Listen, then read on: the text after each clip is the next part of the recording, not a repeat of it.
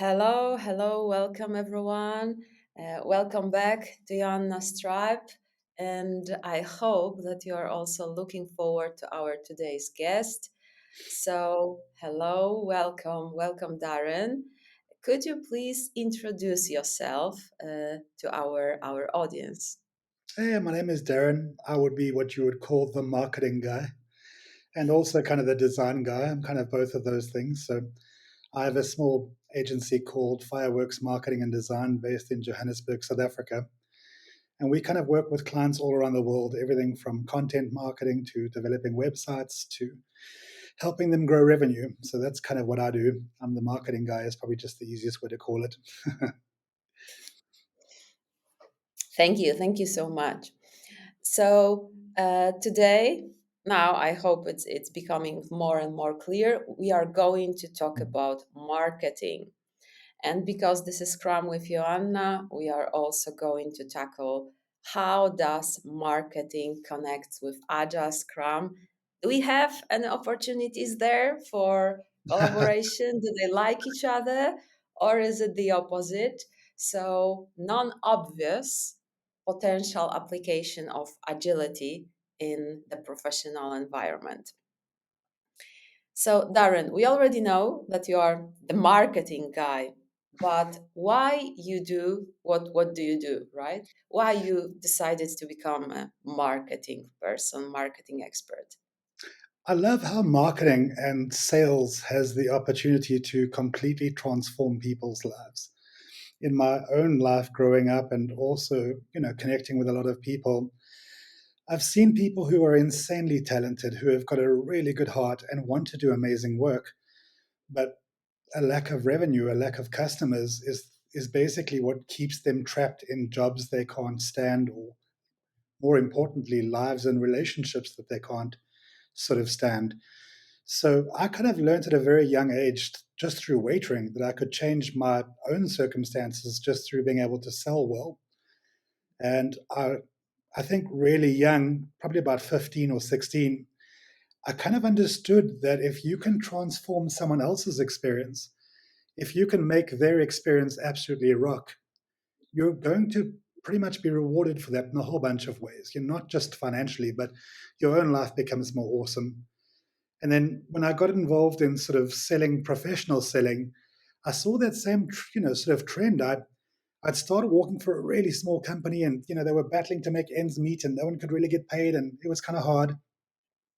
And then I just absolutely crushed my budgets. If my budget was like 70K, I'd do like 500K, and they were like, "What?" And within 6 months, this small little business is just rocking. Everyone's got new cars, everyone's getting paid a whole bunch more, everyone just looks happier. So I think it was that, and then I think as I got older, I read an amazing book from. Um, oh, now I've gone completely blank. It's Principles from Ray Dalio, and he kind of summed up why I do what I do. He said to do meaningful things in meaningful ways that lead to meaningful relationships. And that's probably like, it felt like my grandfather sitting me down and giving me the answers to why I do what I do. That's kind of where I'm at. I love doing meaningful work with meaningful outcomes, things that really transform people's lives. That, even take like you, Joanna, like you have this phenomenal brain, you have this incredible experience and this insane ability to conjure up magic out of absolutely nothing. If you work with really small companies and people who aren't really into this stuff, you never get to really fully express yourself and do amazing work. Whereas if you had the right customers and you had this awesome cash flow and all these great things happening, your life is just transformed. You're making money, you're changing the world, you're impacting people's lives. And I think that that is the gift of marketing and selling, is it allows me to do cool stuff, but more importantly, it enables other people to do very cool stuff with their Oh wow! life. If you change honestly, if you change the vocabulary from marketing to medicine or to Yes. law or actually whatever that can bring value to someone, I believe those words remain valid, remain meaningful, and actually they describe true passion, like you Yeah, have your life mission, right? yeah, it is definitely its mission and its purpose. It's all linked together to that stuff. So I think the cool thing about marketing, though, is you find that your mission and your purpose is connected to other people achieving their mission and their purpose. And I Mhm. suppose you're right. Agile is kind of the same. If you're working as a coach and you're enabling people to do cool stuff, your life rocks. If you can't help them do that, then unfortunately it doesn't rock. So yeah, you're right. It's very similar to I think what you do and what doctors do and hopefully what other cool people do. Well, speaking of agile, Mhm. I'm super interested. How did this learning journey started for you? So, do you remember the first Yeah, moment when you learned about Agile and Scrum? yeah. I'd moved up to London to start a business up there, and things hadn't gone as well as I'd hoped. And I kind of thought, I need to get a job. Like I'm just right now, I'm just not able to convert things into clients. And I was really blessed. I started doing some contract work for Agile Center. They'd hired a new sales director, and through a friend of mine, she'd asked for some help. Just kind of 10 hours a week or 15 hours a week here and there. And I remember like going across and working with her on this stuff and thinking, wow, this stuff sounds absolutely amazing. And John, who is the managing member, John McFadden, we got on really well off the cuff, as well as Karim Harbert, amazing guy, also a very, very cool guy in the leadership space. They were like, well, you seem to be doing a really great job with like zero knowledge about this stuff. So we're going to put you onto a Scrum Master course, right? And then we'll put you onto a product owner course. So I was like, good God, that sounds wonderful. And I did the Scrum Master, the certified Scrum Master course. And man, it's just like ching, ching, ching, ching, ching, just all the pennies dropped. I think marketing had always been a complicated thing to do in the sense that it's hard and you need lots of experience. But technically, if you have that, you can master the environment, you can do really well. But around about that time, sort of 2014, 2015, things had all of a sudden, marketing had moved into a complex space. And now it was no longer a guarantee that if you had the expertise, you would have the answer. You could do the Mhm. things you've been doing for the last 10 or 15 years and it wouldn't be guaranteed to work at all. So when I came across Scrum and Agile, it just, oh wow, it just felt like the perfect way to be approaching this stuff, a far more pragmatic and sensible way to go about it. So I did the certified Scrum Master course and then I did the certified product owner course. And then John came to me and said, wow, we love the work you're doing. We'd love for you to be our kind of marketing manager slash marketing director.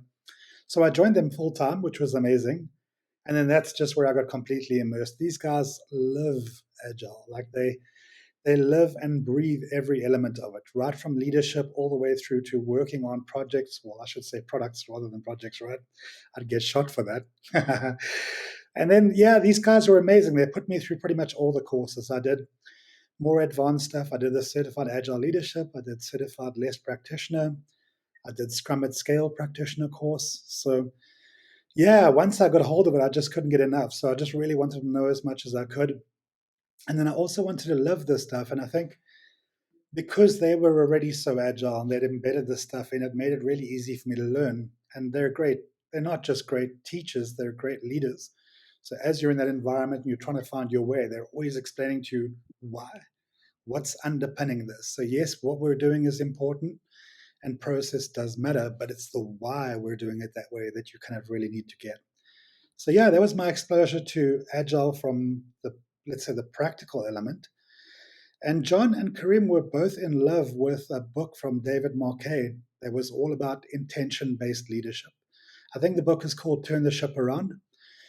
Um, and I think that that was, again, from an agile perspective, I was so lucky because often you find agile and Scrum has got a practical application.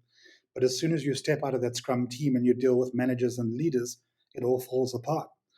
Whereas with these guys, they were literally living the brand, and it was very much of, they would describe intent and they would describe direction of travel rather than stuff like strategy or these are our tactics. So yeah, I was really lucky. I got the most amazing introduction I think out of pretty much anyone I've ever come across. And now I'm jealous.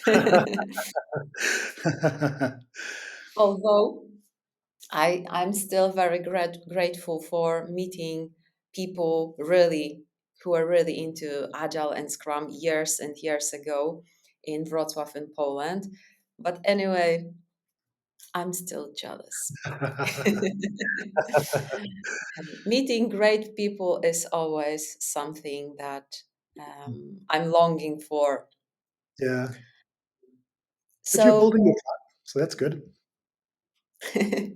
I'm building my tribe. So this is why we are talking today, right? Indeed. Yeah. Yes. So we know your story, how you were introduced to Agile and Scrum.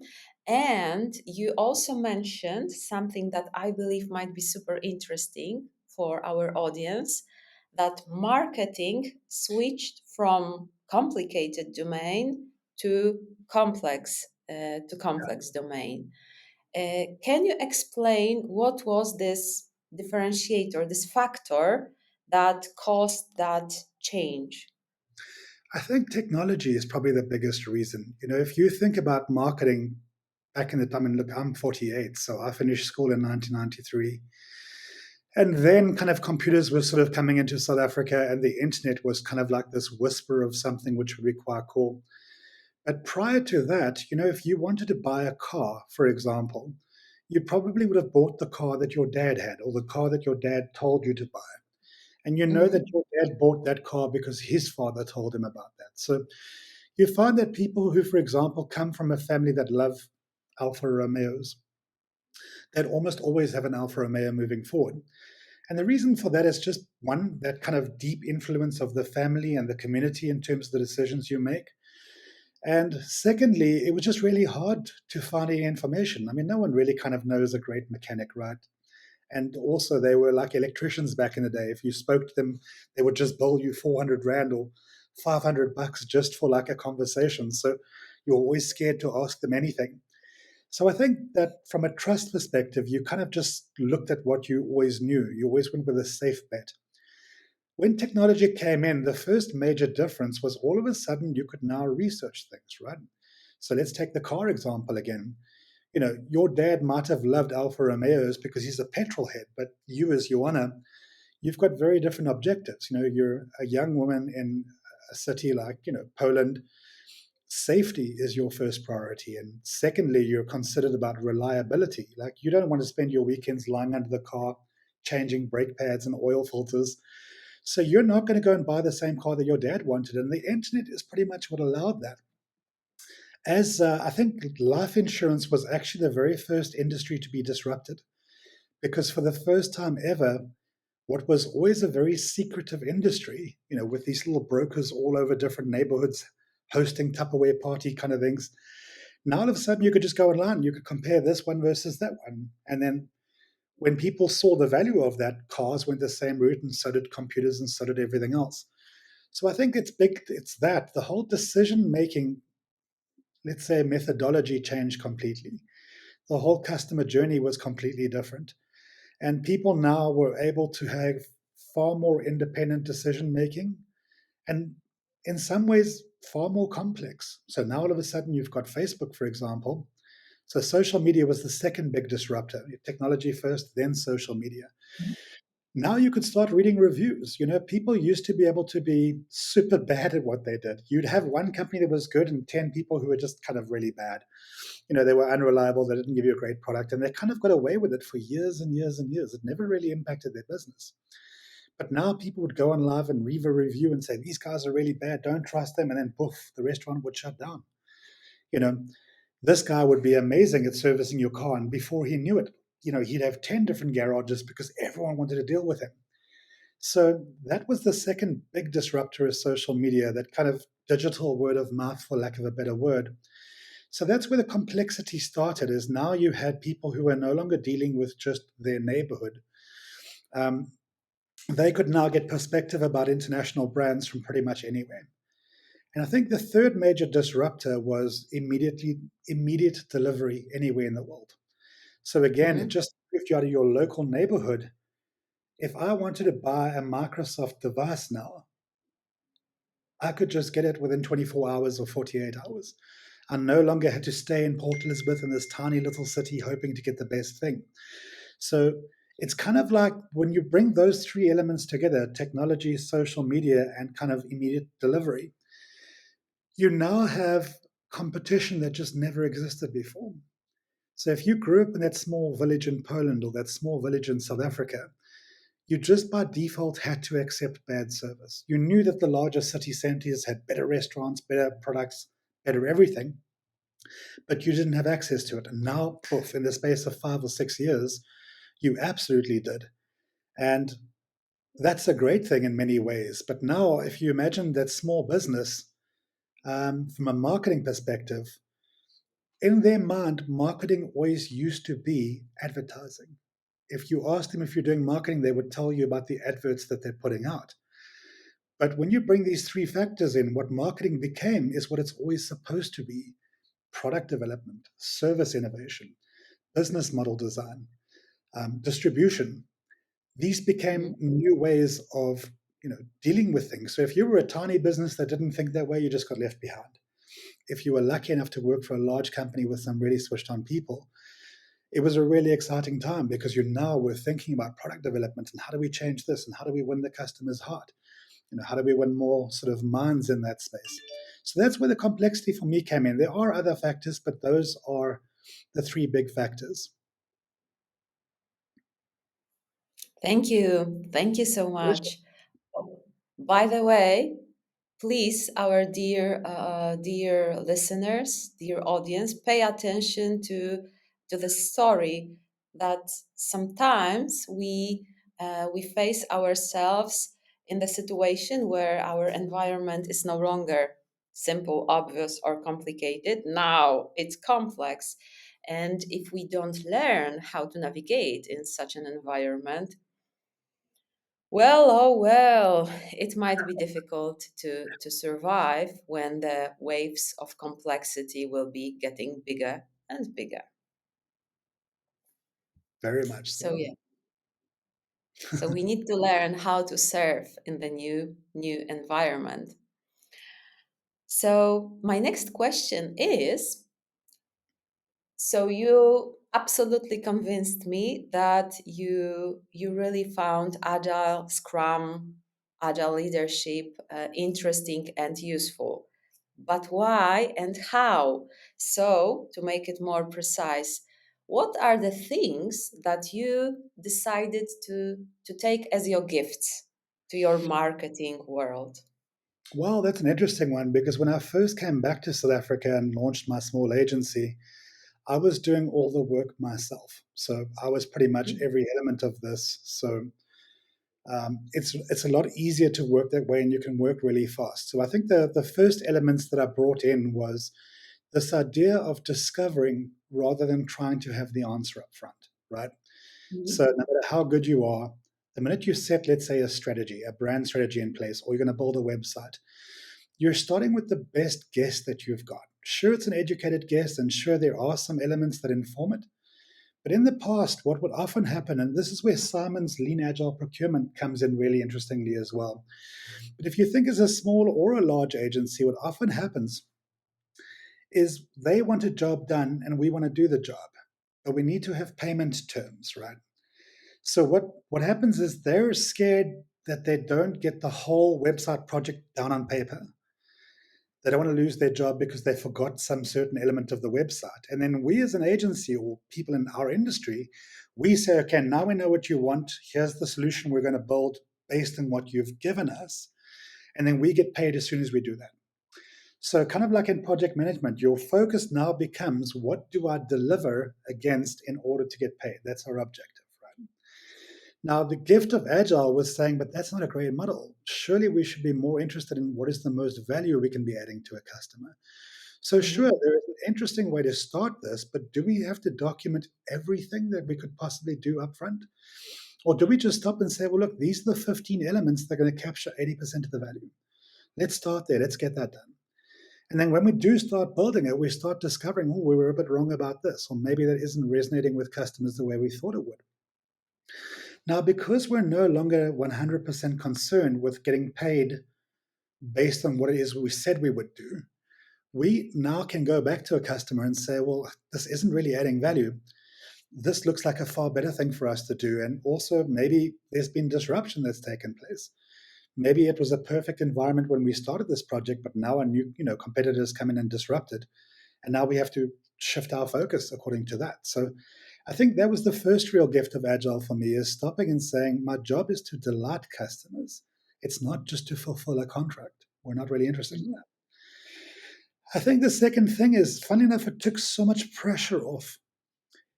Again, when people view you as an expert or a professional in this space, you have to have the right answer. You sit down for 5 minutes, someone tells you their problem, and you're supposed to go, "Ta, here's how we solve this better than anyone else." And there's a lot of arrogance in that. Here is a company that are succeeding. They're making a lot more money than you are. They've been around for 10, 15 years. How could you possibly walk into a room where they have all of these intelligent, creative, hardworking people that can't find a solution, and you're going to tell them what to do within 30 seconds of meeting them? So I've loved the approach of Agile of saying, yeah, I have great stuff that I can contribute, and so do they. Let's collaborate and co-create. Let's start working with a hypothesis. So no one gets fired if we're wrong. In fact, if we find out we're wrong, that's a really good outcome for us, because we don't waste time, money, or effort in this. If we find out that this first idea is right, then great. How do we build on that with a second idea? And how do we build on that with a third idea? So I think that was the second gift. It's just I didn't have to be right all of the time about absolutely everything. I could stop and say, this is our direction of travel. We believe this is going to go the way forward. And there's enough evidence and data to support that this is a good place for us to start. And then we can evolve from there. We can do cool stuff from that. So I think that I know you don't have much time today, so I'm limited to just those two.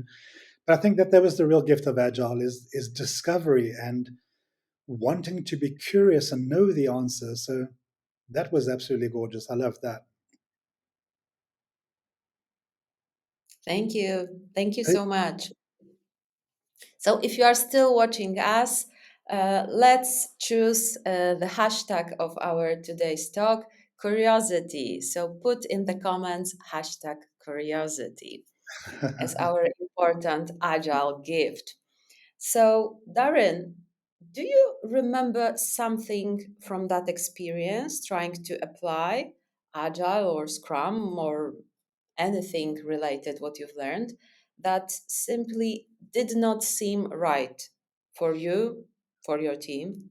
yeah, I think in the context of, let's say, Scrum as a fit for our organization, when we got the team on board, it became very hard to take people who have never worked in, let's say, an agile way or with a Scrum framework, and just impose this thing on them off the cuff. They're still trying to find their feet in certain areas of their career, and to put them into this kind of, let's say, washing machine um, was just not the right decision for us. It just wasn't the way forward. But that said, John, and also funny enough, Oscar has also said the exact same thing. He said, when you remove the dogma of Scrum, just take the framework away. Scrum is a collection of really good practices, really good ideas, right? And so we thought, let's do that. Let's just extract what we think is a good starting point for us. We can't implement Scrum today. Our goal is to Mhm. get there in time. But is it a good idea for us to just once a month show our customers what we've built, right? I suppose you'd call it a sprint review. For us, we're not calling it a sprint review. We're just, let's show our customers what we've built. Let's get their feedback and let's let that inform us. And then once we've done that and we've got that review done, does it make sense for us to sit down as a team and evaluate what's working, what isn't working, and what needs work moving forward? Like the sprint retrospective. Let's do that. And does it make sense for us to have a backlog rather than a project Gantt chart? Yes, backlog works better for us. What's a great fit for something like that? Well, Kanban starts coming into play. All right, well, how effective is our system? So I think for us to try and impose something on the team would have just created a whole bunch of problems. And I would have, behind my back, the team would have just said, Scrum doesn't work. Scrum is useless. Agile doesn't work. It's not, it's not valuable. Whereas if we take like the approach of discovery with this stuff, and again, if we look at the Agile Manifesto, for example, Are we more interested in interactions and um, people than we are in processes and tools? Does that make sense for us as a team? And everyone's like, yeah, very much so. We can always switch out tools and processes, but people remain really important to us. So it's kind of that. It's slowly but surely, I think, introducing people to things rather than just imposing a framework, kind of like project management and saying, well, yesterday we used to do project management and today we're agile. you know so I think that that's the only thing that wouldn't work in our environment. If we just told people you must work this way from now on, my concern was that all of these great things like Scrum values and you know all of the beautiful stuff that underpins Scrum and underpins Agile would be lost because people would just keep coming up against a process wall. It would just frustrate them. So I think if your environment is very well suited to it, then it's an amazing thing to adopt as long as you have agreement from everyone that this is what they want to try. But John calls this stealth agile. When you can't impose something, how do you just bring in small elements that really get people to embrace this thing? And the more they do it, the more they fall in love with it because the evidence is great. So my let's say my devious plan is that within 6 months from now, my team would be coming to me and saying, wow, why don't we try Scrum? Like, it looks amazing and we're already doing certain elements of it. Why don't we just like formalize it now and see what happens? So that would be first prize. Devious but effective. Oh, and it's so aligned with evidence-based management that strongly promotes hypothesis-driven development, small experiments instead of big revolution. And it's also beautifully aligned with Agile Kata. Start where you are and conduct katas. Try Uh, to improve step by yeah. step. Yeah. Yeah, it sounds amazing. I'm really keen to find out more about the agile kata stuff, but I think anything that starts with the concept. I mean, Arthur Ashe, it's his quote, the tennis player: start where you are, use what you have, do what you can. Anything that seems to fit that approach is always, in my opinion, a really great start. I think when it's just kind of whether we've got square holes and round holes and we try and force them into place, it doesn't really seem to work in the real world. Yeah, yeah, indeed. So, based on what you described, how marketing environment, or maybe how our uh, approach to marketing changed, and we found ourselves in the complex environment. Do you believe that every marketing expert should possess at least basic knowledge about agility? Very much so. I think for me, it's not just about the marketing space, it's very much the whole creative industry, whether it's filmmaking, whether it's graphic design, whether it's web development. I'm really a massive fan of people exploring first the principles and the values before they look at a framework. Just get aligned on whether these values and principles really make sense. Are these things that you can not just embrace, but over time embody? And in my experience with people in this field, the answer is unanimously yes. Creative people kind of, in many ways, have avoided the logical industries because they hate rules. They hate being told what to do and they hate being stuffed into small corners. So, fun enough, they are more free spirited than most, and they do love finding and discovering. And so, it's a perfect fit, in my opinion. It isn't about, well, who's the most creative person about.